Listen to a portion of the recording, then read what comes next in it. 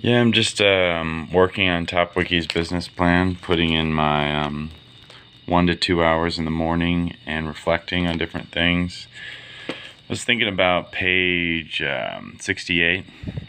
While my father, Arlington Antiques and More, and my wife, Sakang, Siem Reap Lavender Massage and Spa, believe in the scared gazelle business model, hit the ground running and make money as of yesterday, I believe more in the Lion King business model. In the words of Steve Jobs, I want TopWiki to be one of the half a dozen best brands in the whole wide world, right up there with Apple, Sony, Nike, Disney, and Coke. If Coca-Cola can sell a product that rots out kids' teeth, then why can't I sell an even more ubiquitous product that empowers children's mind? I may not wear my mane on the top of my head like Donald Trump, but I understand, like him, that the closest synonym to politics after power hierarchy is pageantry. And so I'm on the P part of the pestle analysis, which is political science.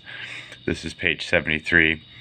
As it relates to the P part of the step pest analysis, political, economic,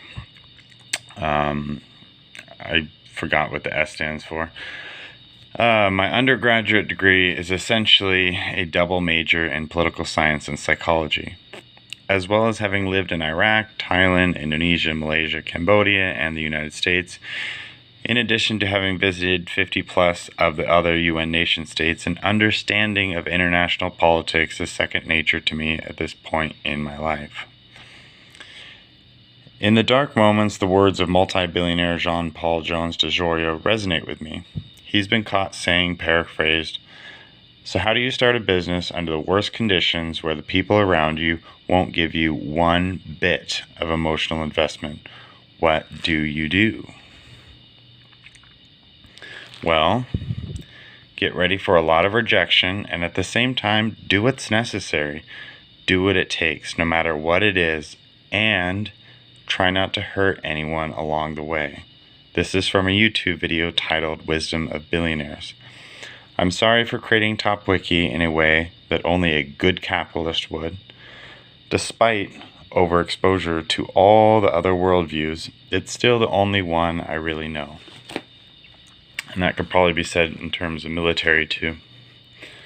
So, for me, I'm not like Jack Dorsey, the CEO of Twitter. Jack Dorsey can go from 1 billion to 2 billion to 3 billion to 4 billion to 5 billion to $6 billion simply by shutting himself in a room and working on Twitter until it works.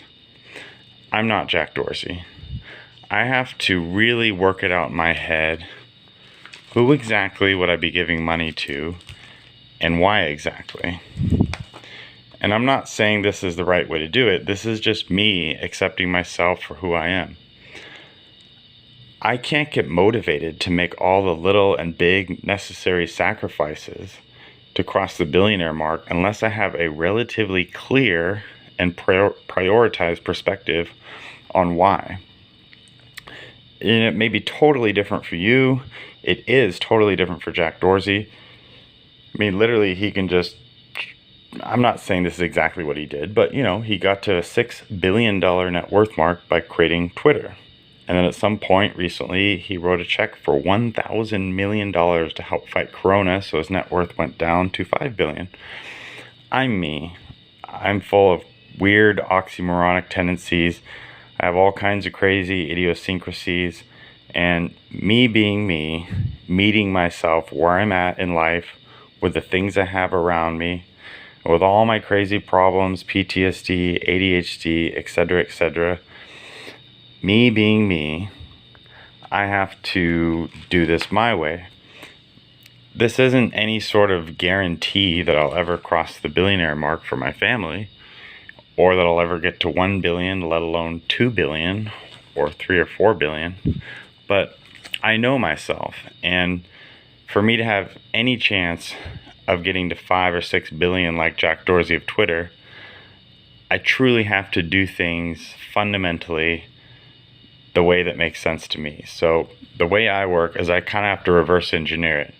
I have to figure out, like, what exactly would I do with that amount of money? It's such a crazy amount of money. And then basically, I have to think about it. Like, and then once I think about it, then me being me, then I have the energy to go fight and get it. You know, go out of the cave, you know, kill the, the T-Rex, and have my team throw it across all our shoulders in pieces and bring it back to our respective caves. Like, I don't know why I am the way I am.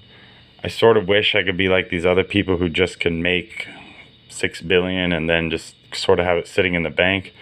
For me, I need money to move around and flow into different people's hands for different reasons. And the thing that, when I kind of ask myself like the super tough question, like, what do I ultimately care about? Yeah, my family first, but I hate the word but. It's like, actually, I don't put them first. No, I have to mention this because I don't even want to say people asked me, but they kind of did. So it's interesting. The more videos I post, the more people understand my personality. So this is actually an interesting picture. Here's my friend Dixon, my bodyguard, while I'm teaching in Iraq, all the Iraqi science. And there's actually another bodyguard at the back door, and there's another bodyguard at the front door, and there's a fourth bodyguard with, notice I'm the only one not wearing a bulletproof vest. So I am used to teaching under the craziest scenarios ever. So using Facebook to teach people around the world science at a level that's higher than anything available in public textbooks is actually pretty normal to me. I have lots of experience with that.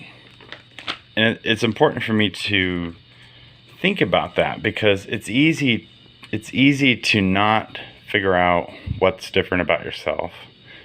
And I think by figuring out what's different about you, you have something to offer of value to the marketplace. You can create products and services that are largely based upon your personality. Because basically people have said, hey, look, Nyan, you're a teacher. In every country in the world, teachers are the first people to get character assassinated. And I have enough experience at this point in my life to realize, yeah, that's true.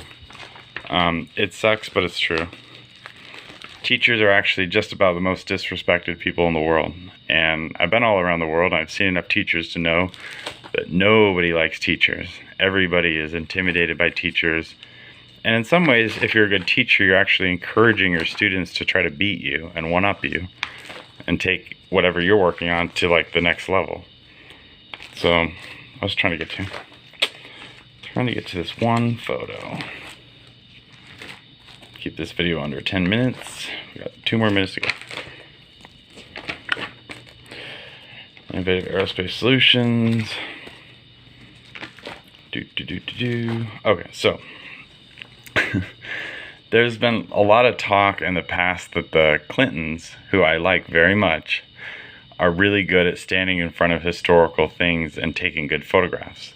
So a lot of people were challenging me, like, was I at the World Peace Museum in Nagasaki, Japan, just getting a good photo with Fat Boy, or the atomic bomb that was dropped from Enola Gay, representation of it? And the answer is no. I was thinking about nuclear mechanics and how a hydrogen atom works.